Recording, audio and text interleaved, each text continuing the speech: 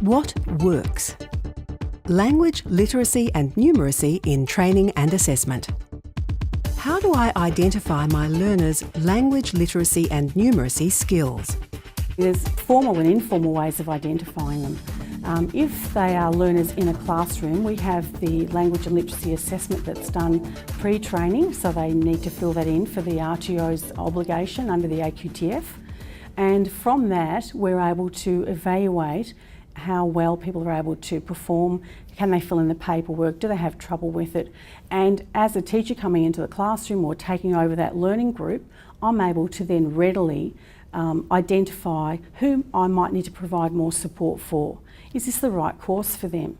What other strategies could I use to support them and make sure we have a good outcome? So if I have that information up front, that enables me to plan a lot better.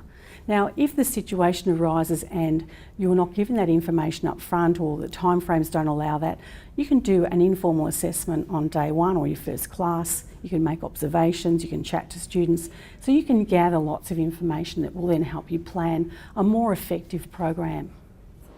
If they're struggling with those questions at the information night, and usually you can tell they're looking a bit awkward or they're not sure what to write, or they have a pencil and they'll start rubbing it out and write something that they think is correct, we'll go and sit next to them, eye contact, one-to-one. We'll ask, what do you think about living in an aged care home? Would you like to do this when you're an old person? So that's another way of informally testing, if you like. So it's not all formal testing. They might not pass the formal testing, but on one-to-one discussion, we think that perhaps with the extra work, that's the discussion we'd have with them, the extra work they'll be able to get through the course.